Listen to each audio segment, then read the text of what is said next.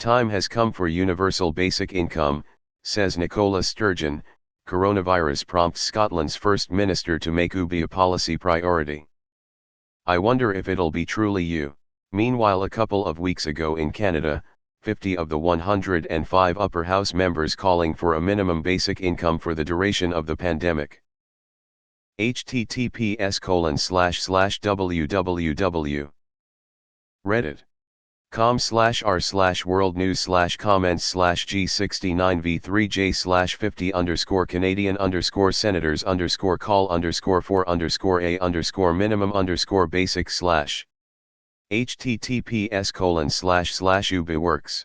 ca/50senators/ https://ubiworks. ca/50senators/. I only hope that they do this the smart way and include measures to limit rent increases while it is implemented. Landlords are gonna abuse the shit out of it otherwise. You don't want that UBI to immediately turn into a universal rent increaser once people are working again. The landlords all across the country are going to know that you're good for it, whatever the amount happens to be. I like money.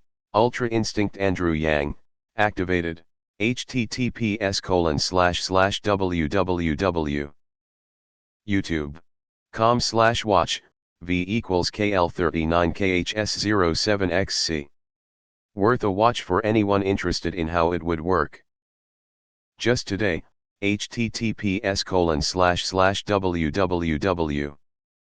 Business Insider. com/Americans would receive $2,000 a month under House Democrats' Plan 2020-4. There was a call for $2,000 a month in the USA, albeit just for the pandemic duration. I cannot find the Reddit post now. Reddit discussion here. https://www. Reddit. com/r/basic income/comments/glow7g/house_democrats_propose_2000_coronavirus_stimulus/. Not to be a dick, but how is Scotland going to pay for it? A major part of their independence movement was self-reliance on oil revenue, and we know how that went. It's almost as if people have to have money in order to spend it and send it back into the economy, otherwise the economy starts to fail. Weird. If UBI replaces all other welfare schemes like it's supposed to, and we agree not to start them up again when people inevitably misspend their money, then I'm all for it. Here in US, politicians have no time to make universal affordable healthcare system. It is very frustrating. Real question, how does the state pay for UBI? Deficit spending cannot go on indefinitely. What I'm worried about is that people become dependent on UBI. The state cannot pay for UBI, which leads to eventual bankruptcy and the implementation of extreme fiscal measures. Greece.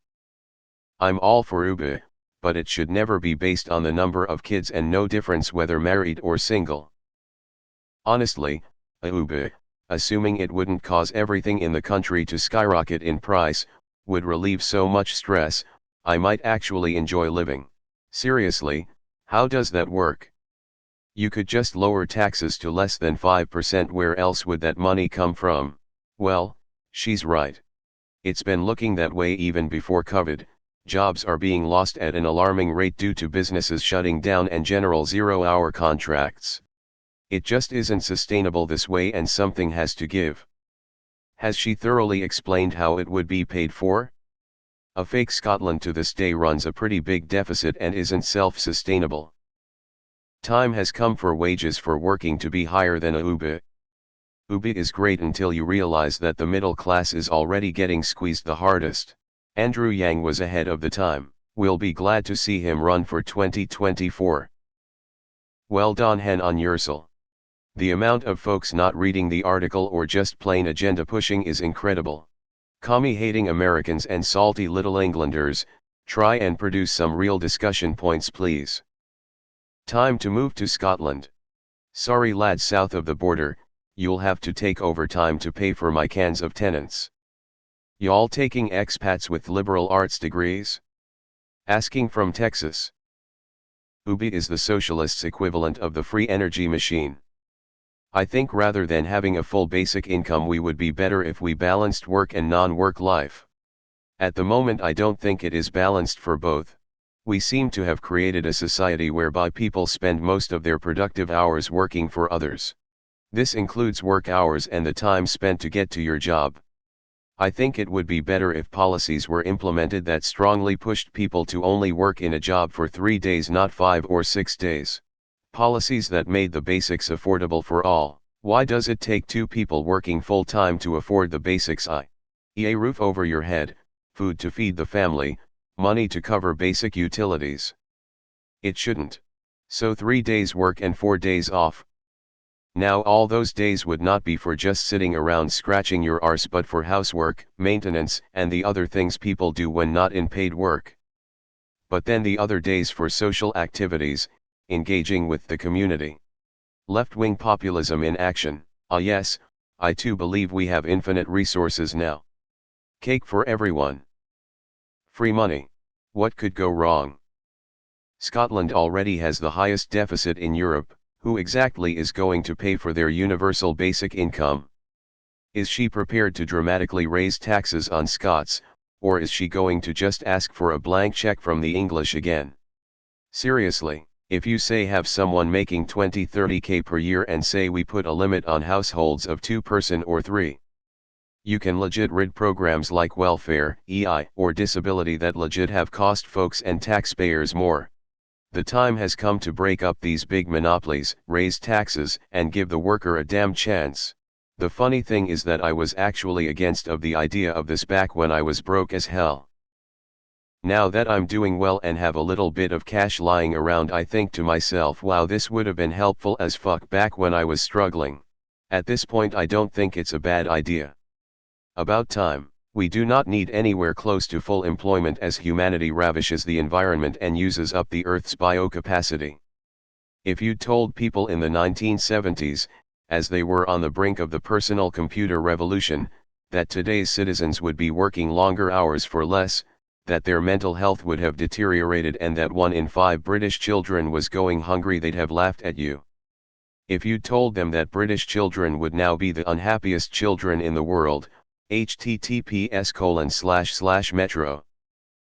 Co. UK/2019/12/03/ UK children among unhappiest world 112641777/, they'd have told you to get to fuck.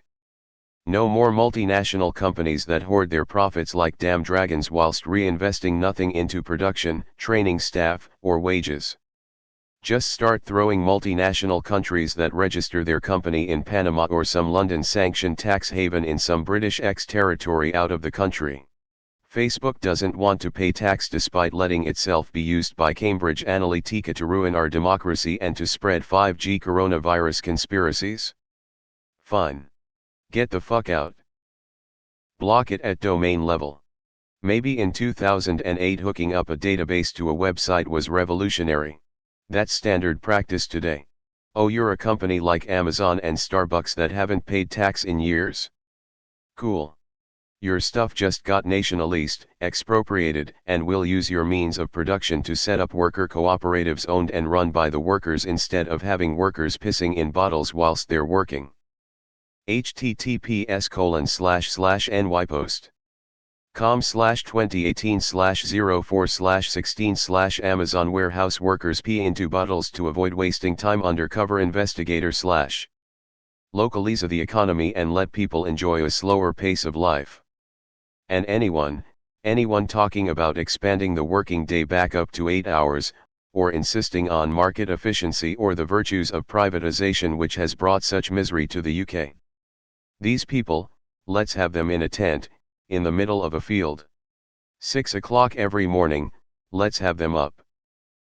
Let's have them in the field, picking potatoes or any other seasonal vegetables, back in the tent, cold shower, lights out, 6 o'clock, same again the next day. 1. https://www.bbc. co. UK/news/election 2019-50474572. She's also for breaking up the UK. Good luck affording Ubi on your own. There is even a libertarian argument for UBA that says that low-income people will be empowered to do more productive things with their lives if they have an extra $10,000 annually, for example.